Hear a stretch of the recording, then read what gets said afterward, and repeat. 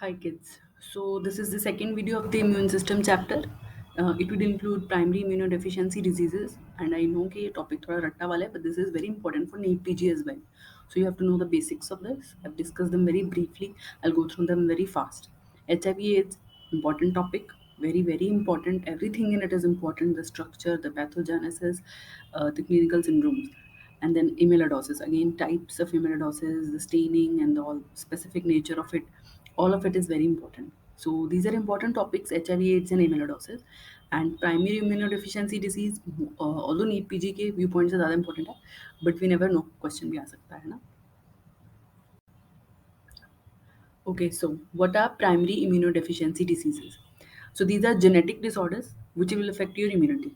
They can affect your innate immunity, that is the cells we have discussed, the parts of innate immunity, and they can affect your humoral or cellular arms of your adaptive immunity. First is defects in leucocyte function और defects in the complement system. यही दो disorders होते हैं primary immunodeficiency diseases में mainly. अब leucos when it comes to phagocytosis and leucocytes. Okay, now coming to सबसे पहले leucocyte adhesion deficiency. If you remember the pathway of inflammation, you know that chemotaxis के बाद जब cell आ तो गए हैं, बट सेल्स को साइट पे पहुंचने के लिए they have to go through that rolling, margination, adhesion, diabetes. तो वो एडिशन वाले मॉलिक्यूल्स आर डिफेक्टिव. तो एलईडी 1 में बीटा चेन ऑफ इंटेग्रिन्स में डिफेक्ट है, और एलईडी 2 में फिकोसाइल ट्रांसफरेज एंजाइम में डिफेक्ट है. चिडाइकी-गैशी सिंड्रोम, अगेन इसमें फेगोलाइसोसोम फ्यूजन नहीं हो रहा because LYST membrane traffic gene होती है, लिस्ट जीन, वो डिफेक्टिव है. क्रॉनिक ग्रेनुलोमेटस डिजीजेज में ऑक्सीडेटिव बर्स्ट डिक्रीज्ड है because that was important for controlling the oxidant damage. It can be X linked autosomal recessive. फिर एमपीओ डेफिशिएंसी की वजह से भी माइक्रोबियल किलिंग में डिक्रीज हो जाएगा, कंट्रोल नहीं हो पाएगी माइक्रोब्स. कॉम्प्लीमेंट सिस्टम अर्ली और लेट में फ़र्क है. C2C4 डेफिशिएंसी अर्ली वाला कॉम्प्लीमेंट क्लासिक पाथवे है, बट इसमें सिम्टम्स नहीं आएंगे because the patient immunity is being compensated by the alternate complement pathway. I hope you know that complement is an important topic for both micro and pathology. C3 deficiency. C3 is the point, if you remember your complement pathway, C3 is the point where your alternate and classical pathway are converging. So C3 deficiency में severe infections होंगी, life threatening infection. और फिर late जो C5 to C9 Mac complex है उसकी भी severe infection होती हैं. Okay, leukocyte function में defects. First of all is your LADs, leukocyte adhesion deficiencies, LAD1, LAD2 में. LAD1 में the disorder is that the synthesis of beta 2 chain of integrins is not happening. और दो integrins हैं, LFA1 और MAC1. LAD2 में साइल Louis x absent है. साइल Louis x में एक फिकोज मोइटी लगती है, और हमें पता है कि साइल लुइस एक्स ERP सेलेक्टिन के साथ जाके लगना है. तो अब और इसका जो फिकोस को जो अटैच करता है वो प्रोटीन बैकबोन के साथ, वो है फिकोसाइल ट्रांसफरेज, जिसकी वजह से साइलुइस एक्स नहीं बन पाएगा इवेंचुअली. तो फिकोसाइल ट्रांसफरेज में डिफेक्ट है इसमें, एंड रेकरेंट बैक्टीरियल इन्फेक्शन होंगी as a result. Chidaiki-Gashi syndrome. It's an autosomal recessive disorder. Gene mutated is list gene, and it regulates lysosomal traffic, जिसकी वजह से fusion of phagosome और lysosome नहीं हो रहा. Phagolysosome fusion is defective. तो eventually phagocytosis नहीं हो पाएगा and infections कंट्रोल नहीं हो पाएंगी. इसमें क्या क्या हो रहा है? न्यूट्रोपीनिया हो रहा है, यानी कि WBC, न्यूट्रोफिल्स का काउंट कम हो रहा है, डिफेक्टिव डीग्रेनुलेशन हो रही है, delayed microbial killing, and this is an important point, giant granules. Phagolysosome fusion खराब हो रहा है, उसकी वजह से ग्रैन्यूल्स दिखती हैं, ब्लड स्मेयर में दिखती हैं ये, ठीक है, इनकी फोटो आ सकती है नीट पीजी में. जाइंट ग्रैन्यूल्स, चिडाइकी-गैशी सिंड्रोम, और साथ में रिमेंबर एल्बिनिज्म और bleeding disorders and nerve defects भी हो सकते हैं. Okay, chronic granulomatous disease. It's an inherited defect in the microbicidal activity. I hope you know what microbicidal activity means. It's the ability to kill the microbes. So इसमें क्या है? Defect is in the gene encoding for the components of the enzyme phagocyte oxidase. कभी-कभी membrane bound component में GP91 FOX में deficiency है, और जो X-linked है फिर autosomal recessive होता है, cytoplasmic component में भी deficiency हो सकती है. तो phagocyte oxidase जो enzyme है उसके components में deficiency है chronic granulomatous disease में. इसकी वजह से रिएक्टिव ऑक्सीजन स्पीशीज बनेगी, और रिएक्टिव ऑक्सीजन स्पीशीज को मान नहीं पा रहे हैं, ऑक्सीजन कंट्रोल नहीं हो रहा, because of which bacterial killing is defective, और ससेप्टिबिलिटी है टू रेकरेंट इन्फेक्शंस. एंड इसमें स्पेसिफिकली क्या हो रहा है कि macrophage rich chronic inflammatory reactions हो रही हैं which eventually will form granulomas, and hence the name chronic granulomatous disease. I hope you understand that granuloma is bodies, whether in tuberculosis or sarcoidosis or other cat scratch disease, etc., etc. It is an effort from your body to control the microbe. Okay, it's an effort from your body that happens in chronic inflammation, inflammatory diseases only. Okay, brief में defects in TLR signalling में हो सकते हैं। टीएल3 में जो receptor defect है, तो herpes simplex encephalitis recurrent होता है, और MYD88 में बैक्टीरियल निमोनियाज रेकरेंट होता है। Okay, deficiencies in the complement system. पहले मैंने बताया था कि C2 डेफिशिएंसी मोस्ट कॉमन है, बट C2 और C4 अर्ली कंपोनेंट्स है क्लासिकल पाथवेज का। तो इसमें एसोसिएटेड तो है increase bacterial viral infections, but usually clinical manifestation नहीं होती because alternate complement pathway compensate कर रहा है। इसमें कभी-कभी पेशेंट्स की dominant manifestation SLE like disease होता है, डेफिशिएंसी ऑफ C3। अब C3 क्लासिकल और ऑल्टरनेट दोनों का पार्ट है, तो जिसमें सीरियस और रेकरेंट पायजेनिक इन्फेक्शंस होंगी और glomerulonephritis, immune complex mediated glomerulonephritis होता है। फिर late component C5 to C9 Mac, इसमें नसीरिया की इन्फेक्शंस। अब याद रखना, ये तुमने नसीरिया उसमें पढ़ा होगा माइक्रो में, नसीरिया गोनोरिया कॉज करता है और मेनिंजाइटिस कॉज करता है। मेनिंजाइटिस की इंपॉर्टेंट कॉज है, और गोनोरिया की इंपॉर्टेंट कॉज है नसीरिया, रेकरेंट नसीरियल इन्फेक्शंस। ठीक है, नसीरिया दो ही चीजें, और डिप्लोकोकाई होता है if you remember. Now deficiency of C1 inhibitor. C1 inhibitor में हेरिडिटरी एंजियोडीमा हो रहा है, ऑटोसोमल डोमिनेंट डिसऑर्डर है। इसमें बेसिकली जो C1 इनहिबिटर होता है, इनहिबिटर नाम से है, तो ये प्रोटीएसेस को इनहिबिट करता है, जैसे कैलिक्रीन और फैक्टर 12। अब ये वाले हैं जो, ये वैसी चीजें हैं जो इनकी वजह से ब्रेडिकाइनिन आता बॉडी में। अब जब ये जब ये इनहिबिशन नहीं कर पा रहा क्योंकि ये डेफिशिएंसी है, तो ये प्रोटीएसेस एक्ट करेंगे और ब्रेडिकाइनिन आएगा, और ब्रेडिकाइनिन क्या करवाएगा, वेसोडाइलेटेशन कराएगा, जिसकी वजह से एडीमा होगा बॉडी में।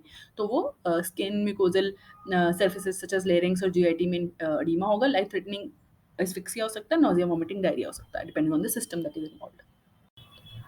ओके, अब थोड़े डिफ़िकल्ट वाले प्राइमरी इम्यूनोडेफिशिएंसी डिसऑर्डर्स आ गए। थोड़ा-सा रट्टा है इसमें ज़्यादा पिछले वालों से भी। इसमें एक्स-लिंक्ड ब्रटन्स, एक्स-लिंक्ड ए गामा ग्लोबिनीमिया डिस्कस करेंगे। फिर हाइपर आईजीएम सिंड्रोम डिस्कस करेंगे, जिसमें बाकी सारी इम्यूनोग्लोबुलिन्स नहीं बन रही, सिर्फ आईजीएम बन रही है। फिर स्पेसिफिकली आईजीए डेफिशिएंसी होती है, फिर कॉमन वेरिएबल डेफिशिएंसी है। फिर स्किड है, सीवियर कंबाइंड इम्यूनोडेफिशिएंसी, एक्स-लिंक्ड हो सकती है, या फिर एडीए डेफिशिएंसी की वजह से की वजह से स्किड हो सकता है। फिर एक डायजॉर्ज सिंड्रोम होता है, जो तुमने क्रोमोसोमल डिसऑर्डर्स में भी पढ़ा होगा, 22q11 डिलीशन सिंड्रोम है। और फिर MHC क्लास 2 स्पेसिफिकली डेफिशिएंसी होगी, तो CD4 sales. If you remember कि CD1 रिस्ट्रिक्टर, MHC1 रिस्ट्रिक्टर तो CD8 सेल थे, और MHC2 एंटीजन प्रेजेंट करता है CD4 सेल्स को। तो let's see them. Okay, severe combined immunodeficiency नाम से है कि काफ़ी सारे कॉन्स्टलेशन है इसमें, जेनेटिकली डिस्टिंक्ट सिंड्रोम इसमें। ये दोनों पाथवेज, हिमोरल इम्यूनिटी और सेल मीडिएटेड इम्यूनिटी, दोनों को इफेक्ट करेगा। जो इन्फेंट्स जो प्रेजेंट करते हैं प्रोमिनेंट थ्रश, जो कि ओरल कैंडिडियासिस होता है, और extensive diaper rash and failure to thrive के साथ। फिर मॉर्बिली फॉर्म रैश हो सकती है immediately after birth, because maternal T cells might have attacked the fetus.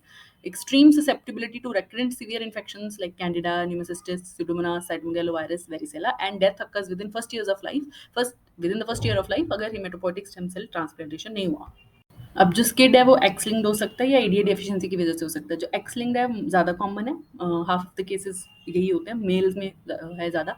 इसमें गामा चेन ऑफ दो साइटोकाइन रिसेप्टर्स हैं, जिनकी गामा चेन में म्यूटेशन है। दो साइटोकाइन, मतलब वैसे तो काफ़ी सारी 2, 4, 7, 9, 15, जो याद रखने वाले हैं वो 7 और 15, क्योंकि 7 का फंक्शन है कि वो सर्वाइवल और एक्सपेंशन करवाता है लिम्फोइड प्रिकर्सर्स की, स्पेशली टी सेल्स की, और 15 यही काम NK सेल का करवाता है, survival and expansion, maturation, proliferation etcetera. तो अगर IL-7 रिसेप्टर में सिग्नलिंग में डिफेक्ट है, तो earliest stages of lymphocytic development नहीं हो पाएगा, टी सेल डेवलप नहीं कर पाएंगे, सिमिलरली NK सेल नहीं कर पाएंगे अगर 15 में डिफेक्ट है। Now coming to autosomal recessives के, इसमें एडीए डेफिशिएंसी है because of mutations in adenosine deaminase enzyme, and this enzyme is involved in purine metabolism. तो इसमें डीऑक्सीडेड एडिनोसिन और इसके मेटाबोलाइट्स एक्यूमुलेट होंगे, and they are toxic to the rapidly dividing immature lymphocytes. दोनों type के SCID की histology यही है। Thymus will be small, there is no lymphoid cells in it, और बस एक्स लिंक में अनडिफरेंशिएटेड एपिथेलियल सेल्स मिलेंगे, जो कि फीटल थाइमस को रिजेंबल करते हैं। और जो दूसरा वाला एडीए डेफिशिएंसी वाला, उसमें हेसल्स कॉर्पोसेल्स के रेमिनेंट्स मिलेंगे। अब डिस्कस कर रहे हैं ब्रक्टन्स एक्स लिंक्ड ए गामा ग्लोबिनीमिया। इसमें क्या है, बी सेल प्रिकर्सर्स डेवलप नहीं कर पा रहे into mature B cells. So remember, this is B से Bruton's, it's a B cell disorder, यानी कि failure of B cell precursors to develop into mature B cells. It is the more common form of primary immunodeficiency. तो mature B cells ही तो bone marrow से blood में आ रहे थे। तो अगर मैच्योर बी सेल्स बन ही नहीं रहे तो reduction of number of B cells in the blood. क्यों? क्योंकि cytoplasmic tyrosine kinase BTK Bruton's tyrosine kinase जो जीन है साइटोप्लाज्मिक काइनेज एंजाइम की जो जीन है it is located on the X chromosome, उसमें म्यूटेशन है एंड क्योंकि एक्स लिंक्ड है तो disorder is almost exclusively seen in males. और इसमें जो रेकरेंट इन्फेक्शन है वो बैक्टीरियल ओरिजिन की रेस्पिरेटरी ट्रैक्ट में होती है। ऑलमोस्ट सारे हर बार हीमोफिलस या स्ट्रेप्टोकोकस निमोनिया या स्टैफ ऑरियस की वजह से ही होता है। Continuation of Britain's X-linked A-gamma globulinemia. B cells precursors mature नहीं हो पा रहे इनटू मेच्योर बी सेल्स, तो ब्लड में बी सेल्स नहीं है। बैक्टीरियल इन्फेक्शंस हो सकती है रेस्पिरेटरी रीजन की, वायरल इन्फेक्शंस हो सकती है एंटीरोवायरस जीआईटी ओरिजिन की, या फिर इवन इंसेफ्लाइटिस हो सकता है। अगर पेशेंट को वैक्सीनेशन दिया जाए लाइव पोलियो वायरस से उससे पैरालिटिक पोलियो हो सकता है, echo virus fatal encephalitis cause कर सकता है और जार्डिया लैम्बिया भी हो सकता है, और कुछ पेशेंट्स में ऑटो इम्यून डिसऑर्डर भी होता है। अगला डिजीज है डायजॉर्ज सिंड्रोम या फिर थायमिक हाइपोप्लेसिया।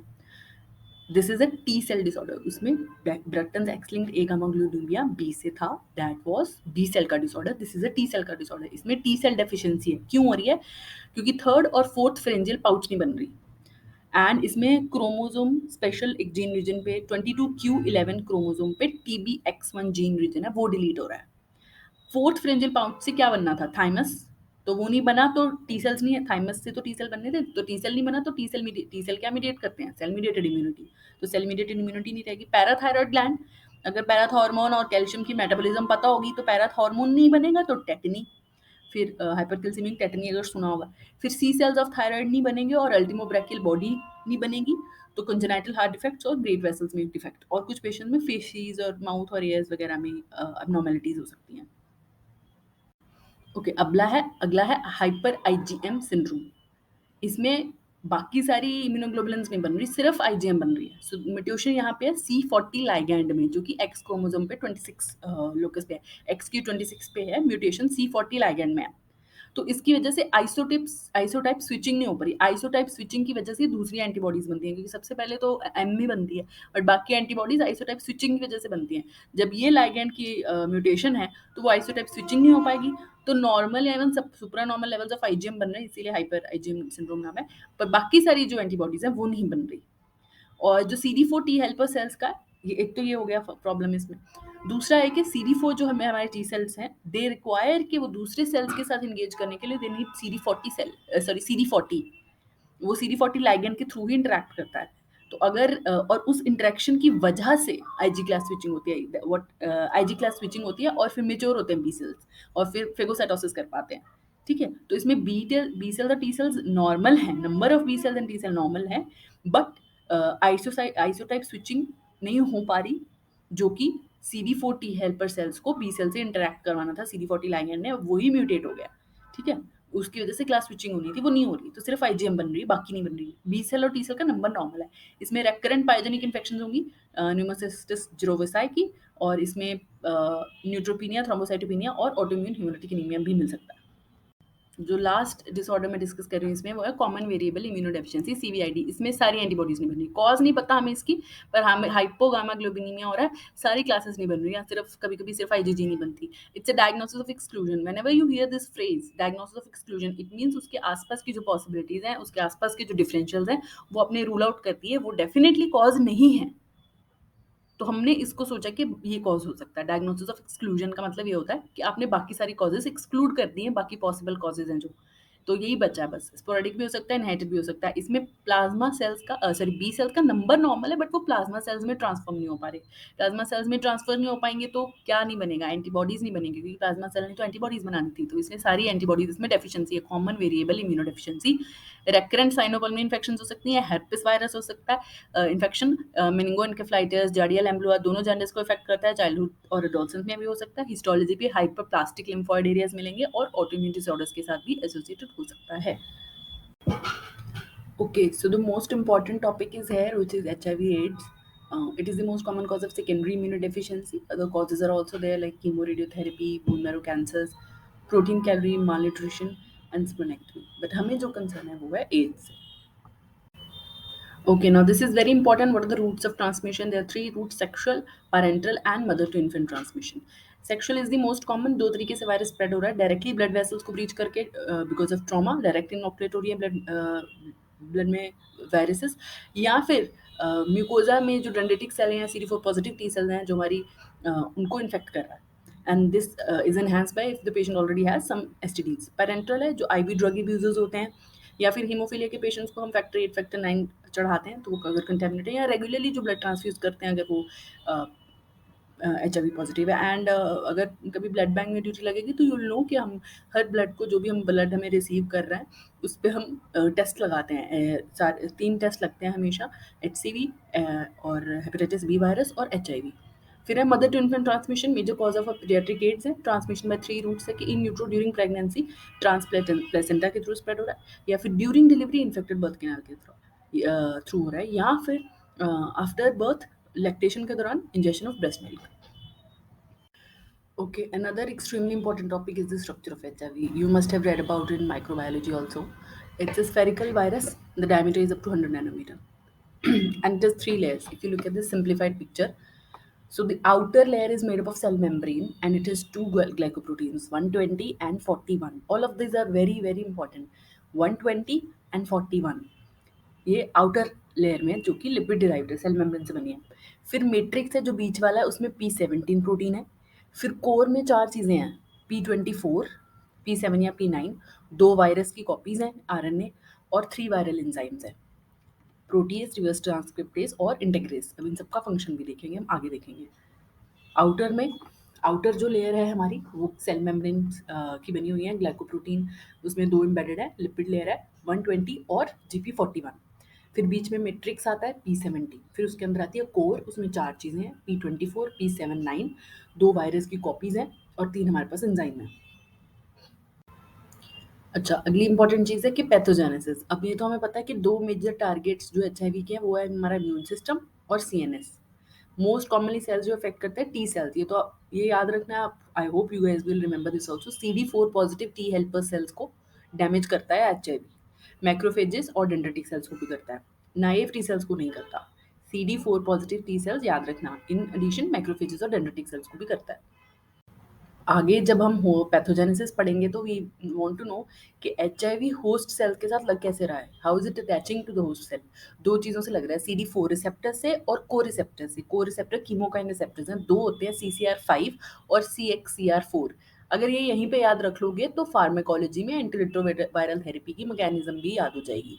CCR5 जो कि एमट्रोपिक होता है, मतलब मैक्रो टी सेल्स पे होता है पर मेनली मैक्रोफेजेस पे। CCR5 एमट्रोपिक है। CXCR4 है जो टी ट्रोपिक है, वो मेनली टी सेल्स पे होता है। जो CCR5 है वो इनिशियल स्टेजेस ऑफ इन्फेक्शन में है, और CXCR4 वो सीवियर स्टेजेस ऑफ इन्फेक्शन में है। हम आगे ये भी पढ़ेंगे कि कहाँ पे सेल की जो रिसेप्टर है वो CCR5 से मॉडिफाई होकर CXCR4 तक स्विचिंग हो जाती है। Will read about it in pathogenesis. और दोनों रिसेप्टर्स का होना एसेंशियल है HIV इन्फेक्शन होने के लिए। और ये पाया गया है कि अफ्रीकन मंकीज़ में म्यूटेशन हो रही है कीमोकाइन रिसेप्टर्स में, तो जिसकी वजह से वो रेजिस्टेंट है टू HIV। अच्छा, तो अब पैथोजेनेसिस क्या है?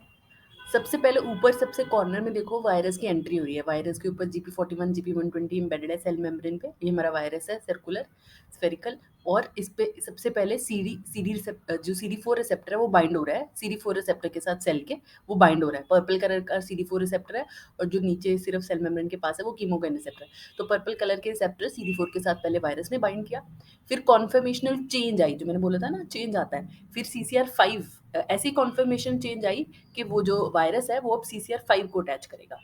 इसकी बदौलत अब 41 मेम्ब्रेन, जो 41 है हमारा, वो मेम्ब्रेन को पेनिट्रेट कर लेगा, होस्ट की सेल मेम्ब्रेन को पेनिट्रेट कर लेगा। और कैसे करेगा? मेम्ब्रेन के साथ फ्यूज होके। जब HIV की मेम्ब्रेन होस्ट की सेल मेम्ब्रेन के साथ फ्यूज करेगी तो जो अंदर का जीनोमिक, जो हमने 4 चीज़ें पढ़ी थी, वो उसमें से जो मेन RNA है वो अंदर चला जाएगा। अब उसके 3 एंजाइम्स याद है, प्रोटीएज, इंटीग्रेज और रिवर्स ट्रांसक्रिप्टेज। वो अपना एंजाइम्स अपने साथ लेके आया है, क्योंकि उसे पता हमारे पास थोड़ी ऐसे एंजाइम्स हैं। वो अपने एंजाइम साथ लेके आया है। मेन जो इंपॉर्टेंट है रिवर्स ट्रांसक्रिप्टेज और इंटीग्रेज। हम हमारे जो न्यूक्लियस में हम तो DNA से RNA बनाते हैं ना। हम RNA से तो DNA बनाते नहीं, और उसे होस्ट के DNA में एम्बेड होना है। तो वो पहले साइटोप्लाज्म में ही जब एंट्री की, उसने RNA से पहले DNA बनाता है। कौन से एंजाइम के साथ? रिवर्स ट्रांसक्रिप्टेज, जो अपने साथ लेके आया है, क्योंकि हमारा जो एंजाइम्स हैं जो सारे वो तो हमारे न्यूक्लियस के पास पड़े हैं जो डीएनए रिलेटेड एंजाइम्स हैं। तो रिवर्स ट्रांसक्रिप्टेस अपने साथ लेके आया था, वो उसने अपने आरएनए को डीएनए में कन्वर्ट किया। फिर उसने हमारे डीएनए के साथ, होस्ट के डीएनए के साथ अपने आप को इंटीग्रेस के साथ इंटीग्रेट किया, फ्यूज़ कर गया वो होस्ट के डीएनए के साथ। अब हमारे बॉडी में तो डीएनए से आरएनए बनता है, तो जब-जब होस्ट डीएनए से आरएनए बनाएगा, तब-तब वायरस की भी रेप्लिकेशन होगी। तो डीएनए से आरएनए बना के हमारा साइटोप्लाज़्म में आता है, एमआरएनए जब बनता है, तो वही फिर उससे हमारा कोर प्रोटीन स्ट्रक्चर बना के फिर ये नए-नए वायरसेस बना के रेप्लिकेट होके, बर्ड होके निकलते रहते हैं। तो जब-जब होस्ट रेप्लिकेट करता है, तब तक वायरस भी रेप्लिकेट करता रहता है। ओके, अब अनदर इम्पॉर्टेंट चीज़ है कि हर डिज़ीज़ की एक नेचुरल हिस्ट्री होती है, क्लिनिकल कोर्स होता है, जो आगे पीएसएम में जाके पढ़ोगे। तो एचआईवी का क्या है? एचआईवी में सबसे पहले एक्यूट रेट्रोवायरल सिंड्रोम होता है, फिर मिडल क्रॉनिक फेज़ होता है और फिर क्लिनिकल एड्स होता है। अब इधर ब्रीफ में पैथोजेनेसिस दिया हुआ है, ये बुक्स में आपकी फ़ोटो है, कि सबसे पहले म्यूकोज़ल टिश्यू के थ्रू वायरस ने आके CD4 टी सेल्स को मार दिया। It caused its death and then it invaded the lymphoid tissues. Lymphoid tissues में जाके ये इस्टेब्लिश हो गया, बट और फिर वो ब्लड वेसल्स में चला गया, हमारा वायरीमिया हो गया। बट अभी पेशेंट का इम्यून रिस्पॉन्स जिंदा है और वो इम्यून रिस्पॉन्स देता है और पार्शियल कंट्रोल हो जाता है, वायरस वायरस का रेप्लिकेशन नहीं होती अब। तो वो ये जो पूरा था फेज ऊपर से नीचे तक का, अब तक का जहाँ तक इम्यून रिस्पॉन्स आया और कंट्रोल हो गया वायरस, ये था एक्यूट रेट्रोवायरल सिंड्रोम। तो जब ये कंट्रोल हो गया, वो 2-3 हफ्तों में इन्फेक्शन के 2-3 हफ्तों के बाद अपने आप कंट्रोल हो जाता है, तो ये सेल्फ रिजॉल्विंग होता है। फिर उसके बाद आता है latency period, clinical latency period. Latency का मतलब उस टाइम पे पेशेंट को कोई सिम्टम्स नहीं है, पर एक्टिव ज़रूर है उसमें वायरस। तो धीरे-धीरे अपने आप को एस्टेब्लिश करता है क्रॉनिक इन्फेक्शन के तौर पे और लिम्फोइड टिश्यूज़ में और कंसंट्रेशन हो जाता है, लो लेवल की वायरस रेप्लिकेशन चलती ही रहती है। फिर उसके बाद और वायरल एप्लीकेशन कुछ और अपॉर्चुनिस्टिक इन्फेक्शन हुआ या कुछ हुआ, तो फिर वायरल एप्लीकेशन और बढ़ गई और वो डिस्ट्रॉय कर देगा अब लिम्फोइड टिश्यू को। तो अब लिम्फोइड टिश्यू से जो इम्यूनिटी आनी थी सारी गई, तो CD4 पॉजिटिव टी सेल्स खत्म पूरे, और अब वो प्रॉपर फुल फ्लेजेड एड्स बन चुका है। हाँ, ये वही है कि एक्यूट रेट्रोवायरल सिंड्रोम में क्या होता है। It is basically the clinical presentation of the initial spread of the virus and the host response, कि इनिशियली जब इन्फेक्शन हुआ तब कैसा प्रेजेंट करता है पेशेंट, और फिर उसके रिस्पॉन्स में होस्ट ने कैसे इम्यूनिटी उसकी ने कैसे शो अप किया। 3 to 6 वीक्स आफ्टर इन्फेक्शन होता है और अपने आप रिजॉल्व हो जाता है। मैंने बताया था 2 to 4 वीक्स में कंट्रोल हो जाती है infection. Self limited acute illness है, नॉन स्पेसिफिक सिम्टम है, मतलब sore throat, myalgia, fever, weight loss, vomiting, fever, fatigue, lymphadenopathy, diarrhoea. अब centre of disease control America में उन्होंने एचआईवी की क्लासिफिकेशन भी दी है कि more than equal to 500 cells per microlitre, या 200 to 499, या फिर लेस देन 200। अब आ गया कि क्रोनिक फेज क्या है। हमने बात की थी क्रोनिक फेज लेटेंसी वाला पीरियड है, यानी कि इसमें कोई सिम्टम नहीं आएंगे, फ्यू और no clinical manifestation, hence called the latency period. इसमें धीरे धीरे CD4 टी पॉजिटिव सेल्स की लिम्फोइड टिश्यू के अंदर डिस्ट्रक्शन होती रहती है, धीरे धीरे CD4 सेल्स ब्लड में कम होते रहते हैं, और यही वो जगह है जहाँ पे CCR5 से CXCR4 की ट्रांसफॉर्मेशन होती है, और यहाँ पे स्विच है associated with more this CCR5 से CXCR4 साइटोकाइन रिसेप्टर्स की आपस में ट्रांसफॉर्मेशन होना, this switch is associated with more rapid decline in cell counts. Patient या तो एसिम्प्टोमेटिक होगा या अपॉर्चुनिस्टिक इन्फेक्शंस हो सकती हैं। I hope you understand the meaning of opportunistic. मतलब ये इन्फेक्शन हो सकता है, अगर पेशेंट की इम्यूनिटी अच्छी खासी होती तो उसको इतना इफेक्ट नहीं करती, पर उसकी इम्यूनिटी कम हो चुकी है, वाई, बिकॉज ऑफ एचआईवी। तो अब एचआईवी की वजह से उसको इन्फेक्शन हो रही है, एंड एचआईवी के पेशेंट की यूजली डेथ सेकेंडरी इन्फेक्शन की वजह से, अपॉर्चुनिस्टिक इन्फेक्शन की वजह से होती है, क्योंकि एचआईवी ने तो उसकी इम्यूनिटी कम करनी थी, तो अब वो प्रोन है टू मैनी इन्फेक्शन। कौन सी है इस फेज में? ओरल कैंडिडियासिस, थ्रश जैसे बोलते हैं, विजाइनल कैंडिडियासिस या जोस्टर, या फिर टीबी। अब आ गया final phase of HIV infection.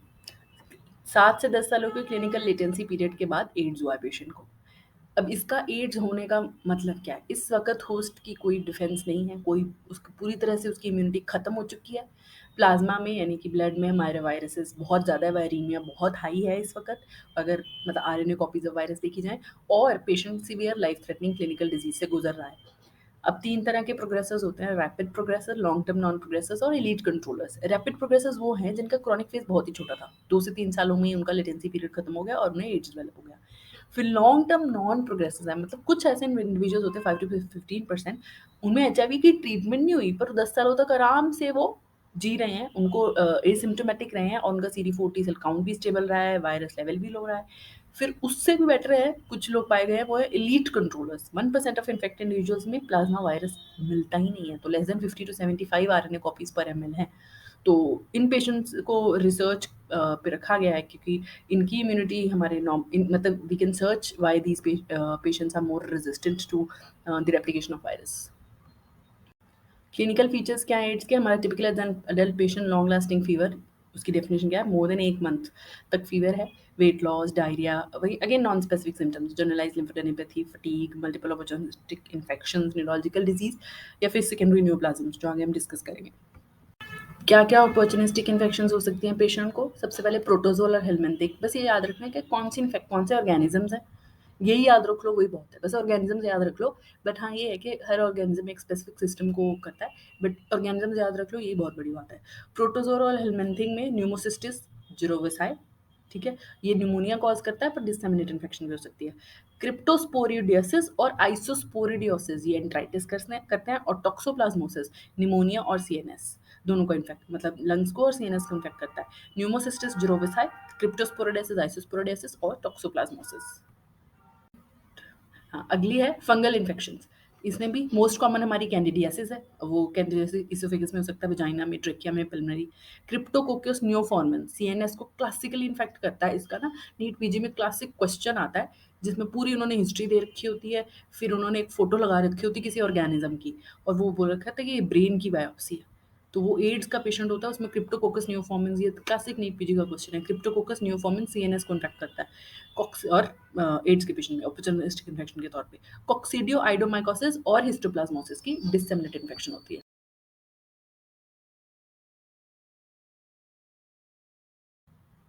अब ट्यूमर्स आ गए। Tumours Kaposi sarcoma, B cell lymphoma, जिसे प्राइमरी सीएनएस लिम्फोमास भी बोलते हैं। सर्वाइकल कैंसर हो सकता है वुमेन में, और एनल कैंसर इन मेन। और साइड पे पॉइंट डिस्कस करना चाह रही थी, सर्वाइकल कैंसर की अगर वैक्सीन याद होगा, डिसिल।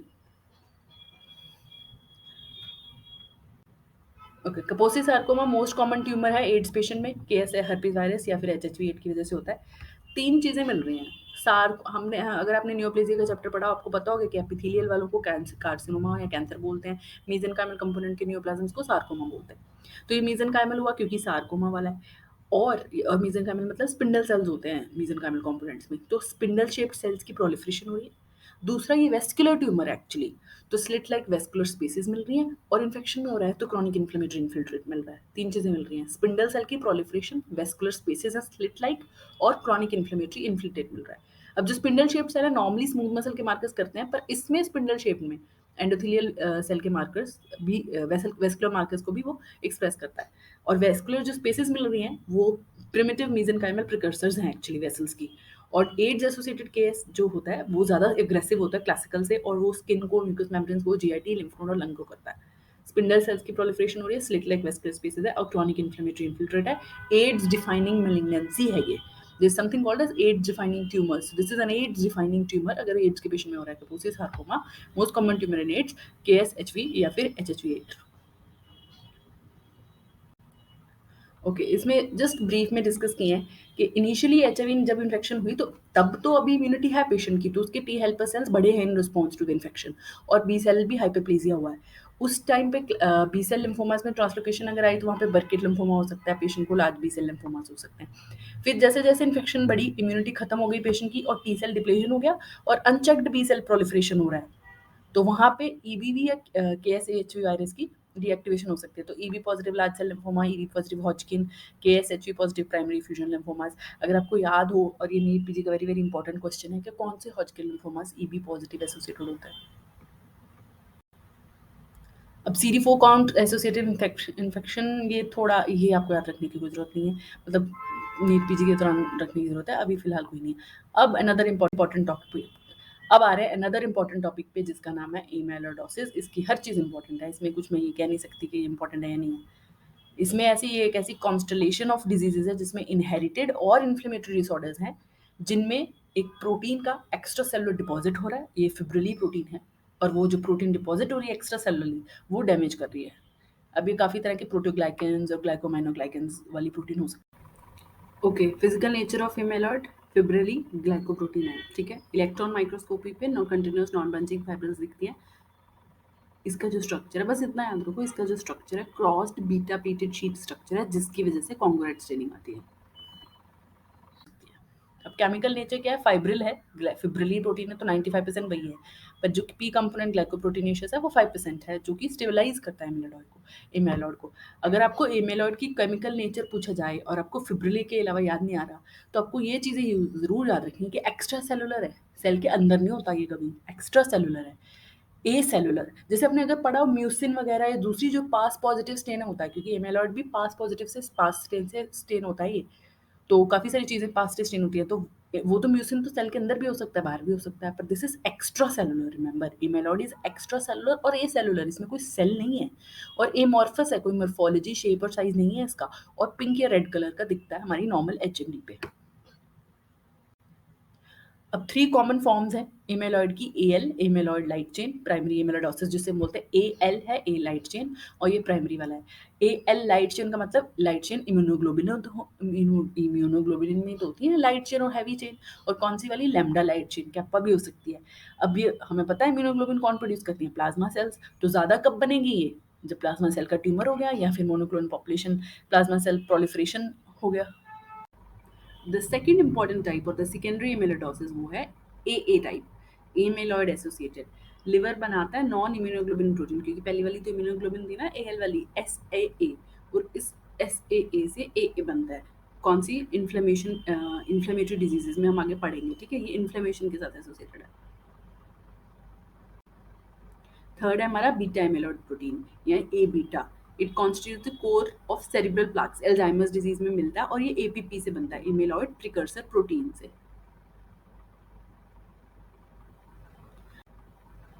दूसरी भी हो सकती है ट्रांसथायरेटिन है, बीटा टू माइक्रोग्लोबिन, ए बीटा को बीटा टू माइक्रोग्लोबिन से नहीं करना कंफ्यूज, और प्रायन प्रोटीन। ग्रॉस पे पेल वैक्सी डिपॉजिट्स होते हैं, लिगोन्स आयोडीन लगा के देखते हैं तो कलर इसका महोगनी ब्राउन आ जाता है, फिर उस पर सल्फ्यूरिक एसिड ऐड किया जाता है तो वो कलर ब्लू बन जाता है। इमेलॉइड की स्पेसिफिक स्ट्रेन्स क्या है, कॉन्गोरेट, मिथाइल वायलेट, कॉन्गोरेट आगे पढ़ेंगे, क्रिस्टल वायलेट और थायोफ्लेविन, थायोफ्लेविन फ्लोरोसेंट होती है। Non specific toluidine blue, alcian blue और PAS is non specific, remember. Congo red, light microscopy पे ऑर्डिनरी लाइट के अंदर अगर कॉन्गो रेड ही लगाई होगी तो फिर भी रेड कलर ही दिखेगा, वो नॉन डायग्नोस्टिक है, क्योंकि रेड बहुत सारी चीज़ें हो सकती हैं, simple hyalinisation, collagen deposition, fibrin deposition और एमेलॉइड भी, तो वो नॉन स्पेसिफिक है। पोलराइज्ड माइक्रोस्कोपी के अंदर कॉन्गो रेड इज डायग्नोस्टिक, और क्योंकि वो एप्पल ग्रीन बायरफ्रिंजेस देता है, so it is not just Congo red stain, Congo red stain को पोलराइज्ड माइक्रोस्कोपी के अंडर देखने पे आती है एप्पल ग्रीन बायरफ्रिंजेंस से, याद रखना, this is diagnostic of amyloid. थायोफ्लेविन वही फ्लोरेसेंट स्टेन है, टॉलिन ब्लू, ब्लू डिपॉजिट्स होते हैं, बस ब्लू से ब्लू याद रखो, क्रिस्टल वायलेट भी पर्पल स्टेन देती है और methyl violet rose pink. Classification of amyloidosis, ठीक है, सिस्टेमिक इमेलोडोसिस, उसमें वही वाली आपकी जो नॉर्मल टाइप्स आएंगी, प्राइमरी वाली, सेकेंडरी वाली और हीमोडायलिसिस एसोसिएटेड। प्राइमरी क्या है, वही most common form AL type, amyloid light chain, हमने पता था लाइट चेन इम्यूनोग्लोबिन है, इम्यूनोग्लोबिन कौन बनाते हैं, प्लाज्मा सेल, तो जब भी प्लाज्मा सेल का डिजीज होगा जैसे कि मल्टीपल माइलोमा या मोनोक्लोनल प्लाज्मा सेल प्रोलिफरेशन, वहाँ पे इमेलॉइड डिपॉजिट होने का चांस है, क्योंकि मल्टीपल माइलोमा तो एम प्रोटीन मिलेगी सीरम इलेक्ट्रोफोरेसिस में, फ्री लाइट चेन्स भी मिल सकती हैं सीरम यूरिन और टिश्यू में, अगर फ्री लाइट चेन इमेलॉइड बना रही हैं तो फ्री लाइट चेन यूरिन और टिश्यूज में भी तो आ सकती हैं।